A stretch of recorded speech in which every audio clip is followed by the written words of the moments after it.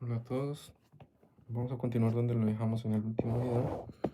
Hayamos estado viendo la magnitud de los vectores.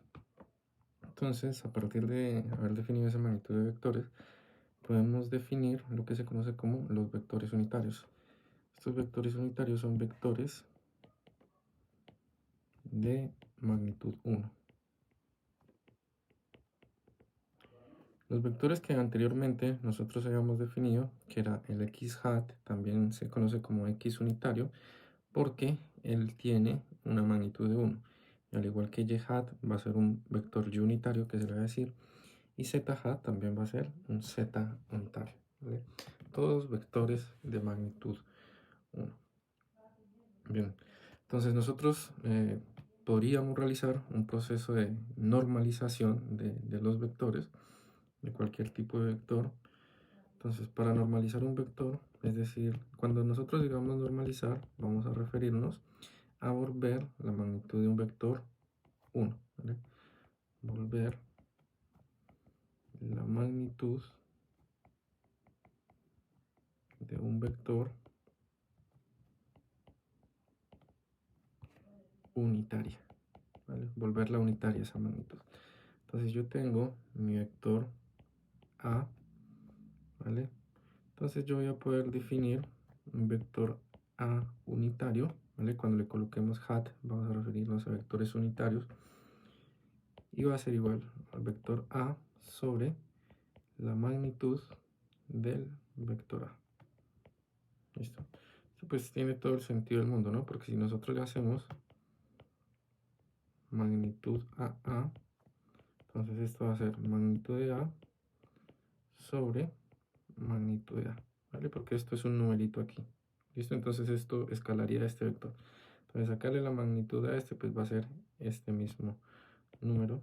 Entonces nos va a dar 1. ¿Listo? Bien. Entonces estos vectores son bastante importantes porque pues cuando nosotros hagamos el producto punto con ellos va a ser solamente la proyección. O sea, por ejemplo, digamos que tengamos un vector aquí A y hagamos luego lo que se conoce como el producto punto con X. Entonces A punto X unitario va a ser igual a la magnitud de A por coseno de teta. Esto es formar aquí un triangulito. Entonces este lado va a ser de X, B, perdón, va a ser de A coseno de teta. Bien.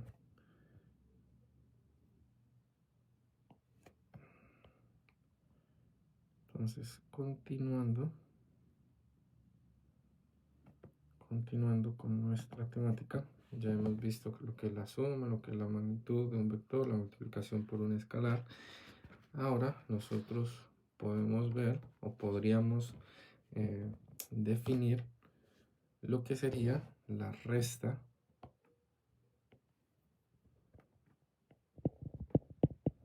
entre vectores.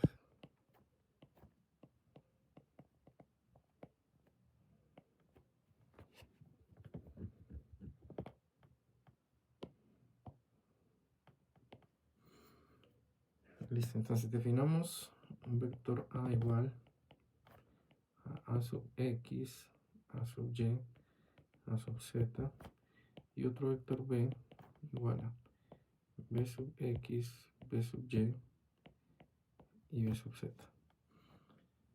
Entonces, la resta entre A menos B se define como la suma. Entonces, A, bueno, digamos, entonces va a ser A más el inverso aditivo de B, ¿vale? Cuando nosotros hablemos del inverso, pues va a ser aquí un negativo. Esto es lo que va a ser la resta, ¿vale? Entonces esto lo podemos notar como A menos B. Entonces esta es la resta entre estos dos vectores. Entonces hagamos esta suma que tenemos de este lado, que sería la suma con el inverso aditivo. Entonces tendríamos A sub X, A sub Y y A sub Z. Y este menos de aquí es como si fuera pues un menos 1, entonces multiplicaría escalarmente a cada una de las componentes del vector b. Menos b sub x, menos b sub y, menos b sub z. Nosotros ya definimos la suma, y esta suma pues se hace componente a componente. Entonces vamos a ver que la resta, lo que hemos definido como resta, por lo tanto también se va a realizar componente a componente, ¿vale? Esto sería si nosotros lo tuviéramos en esa primera base que hemos definido, que es la base cartesiana, pero también nosotros vamos a poder definir la resta en otro sistema de referencia. Entonces ya sabemos que A lo podemos escribir como A sub 1, B sub 1, más A sub 2, B sub 2, más A sub 3, B sub 3. ¿Listo? Por lo tanto, B, otro vector escrito en la misma base vectorial, base, recuerden, linealmente independiente, va a ser B sub 1, B1, B sub 2, B2, más B sub 3, B3.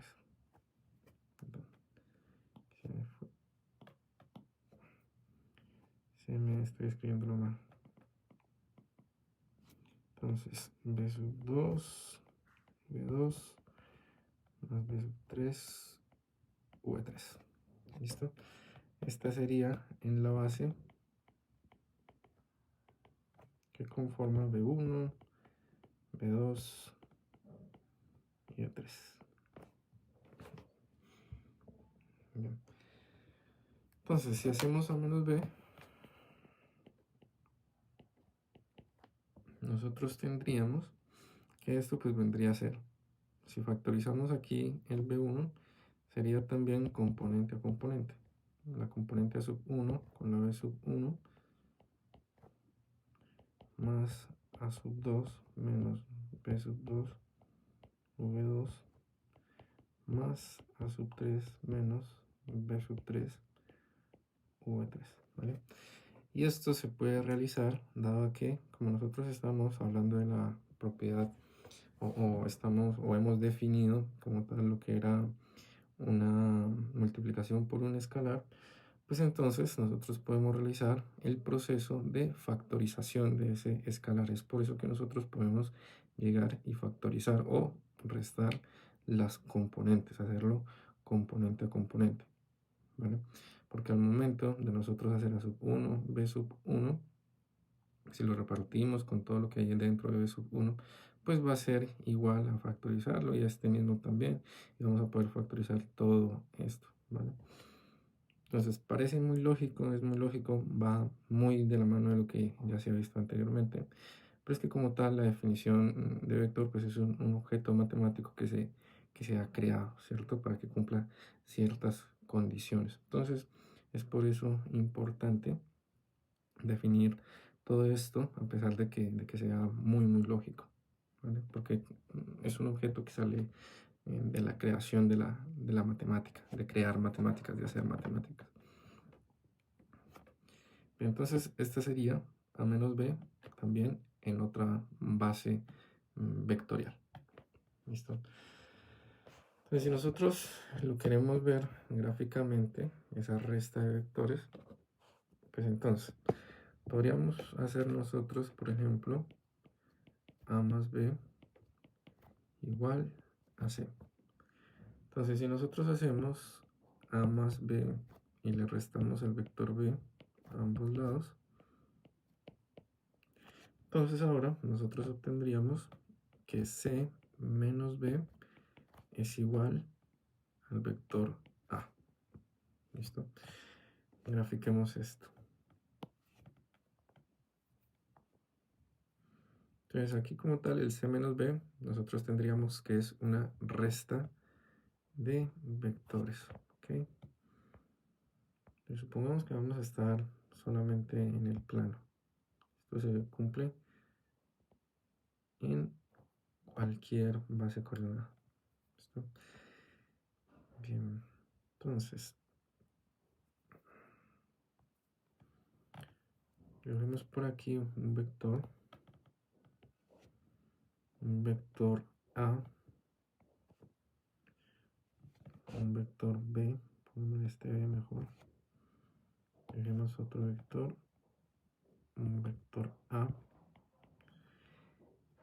y pongamos por acá otro vectorcito que sea nuestro vector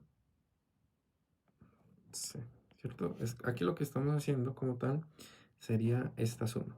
Ya sabemos que B más A, que es igual a A más B, B más A nos va a dar C.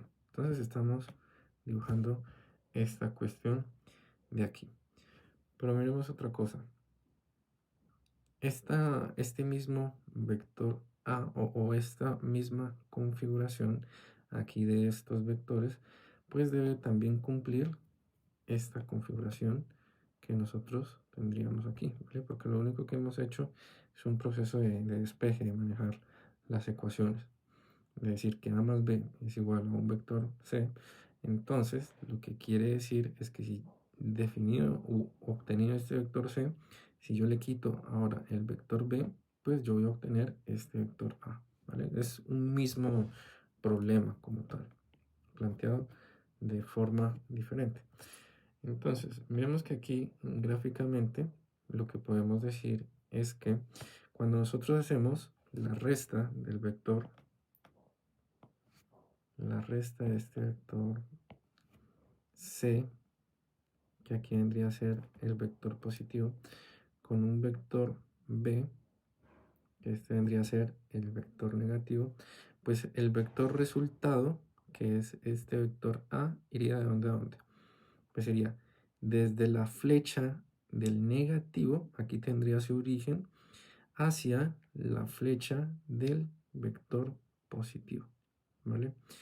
Desde el fin del negativo hacia el fin del positivo. Que esto es algo como se lo suelen enseñar en álgebra lineal, ¿vale? Entonces esta sería la forma en la que nosotros podríamos ver gráficamente esa resta. Entonces ya nos vemos posteriormente en otros videos.